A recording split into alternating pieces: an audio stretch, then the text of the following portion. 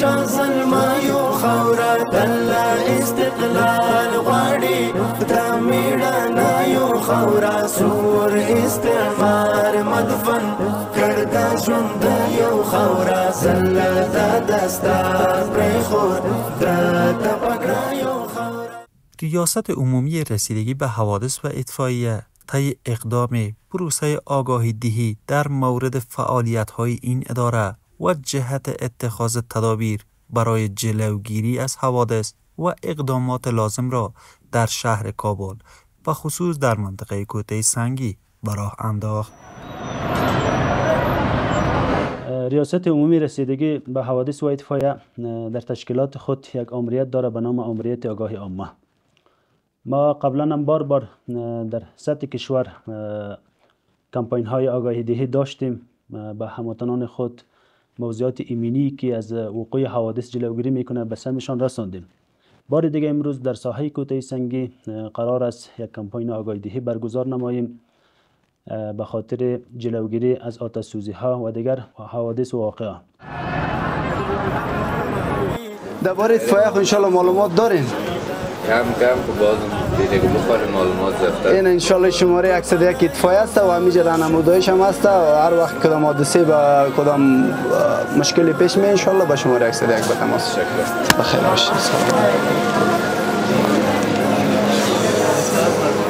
السلام علیکم و رحمت الله. برادر محترم بخیر هستین انشالله خیرتی صحتتان خوب است. درباره اطفائیه انشالله معلومات دارین؟ ریاست اطفائیه آشنایی ندارین؟ اینی پوزیشن‌های ماست و این امر نماینده‌اش همیشه است انشالله چی وقت کدام حادثه به وقوع میپیونده به شماره 101 به تماس. بخیر باشید. سلام.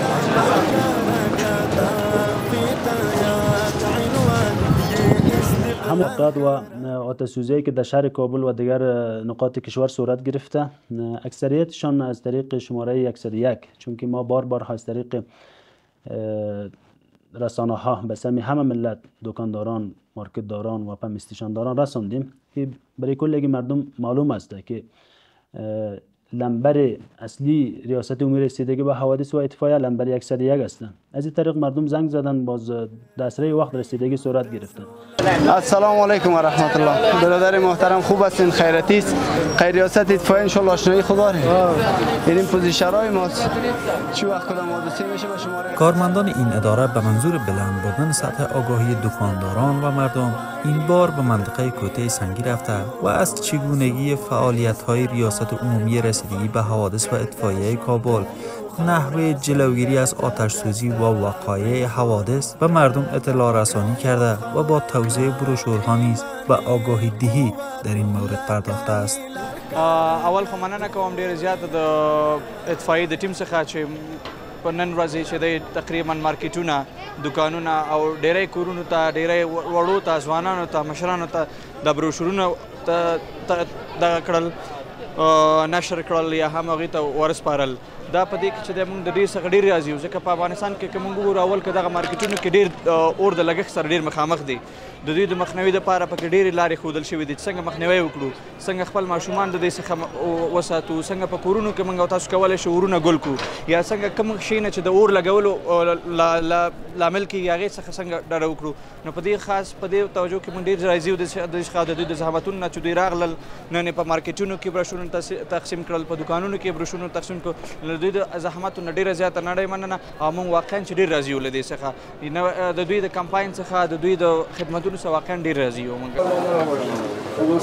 محترما خوب هستن بخیر هستن سر شما خوب.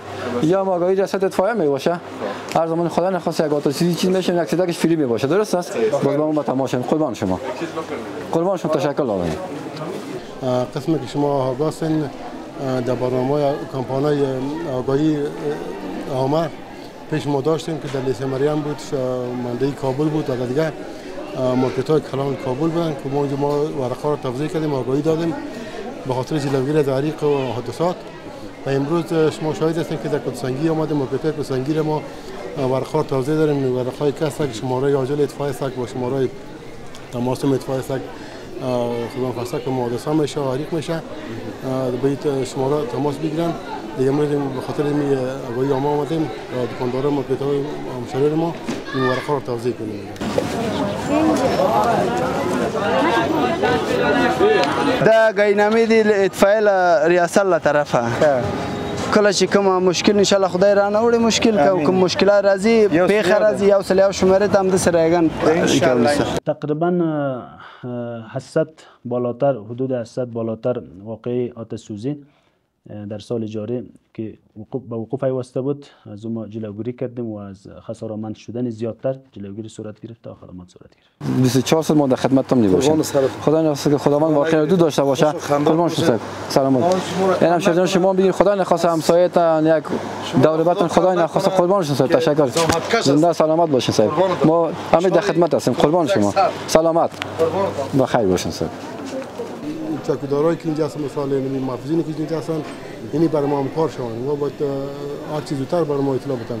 حریقای شده که مارکت ها نسبش سوخته باشه بوده برای ما اطلاع داده. اونجا باز میگه اتفاقی برای ما زود نرسید. یعنی چند حریقای ما شاهد بودیم. یعنی خیلی چی زادران مارکت که دو دفعه حریق شد این نسبش سوخته بود که برای ما اطلاع رسید. بخیر هستین خیراتی خوب هستین بفرمایید آگاهی نامه است ان شاء الله شماره 101 رایگان است. ایسب جوړه خیرات د صاحب د خدا د پوزیشن د آگاهی نامې دی د دفاع نمبر پکې ده هغه څه او رانمو چې دی په دې کې شته ان شاء الله دغه ولوله پیږي. السلام علیکم. به تمام دکانداران، مارکتداران، فهمیستشانداران پیغام می است که کدام آگاهی که از طرف آمریت آگاهی عامه صورت میگیره، کدام پروشری که برشان داده میشه او را جدی در نظر گرفته و همچنان در دکانهایشان، در مارکت هایشان، در پمپ استیشن هایشان بالونهای ضد حریق باید داشته باشه و در صورت ضرورت باید به 101 نمبر زنگ بزنه. ان شاء الله رسیدگی صورت میگیره.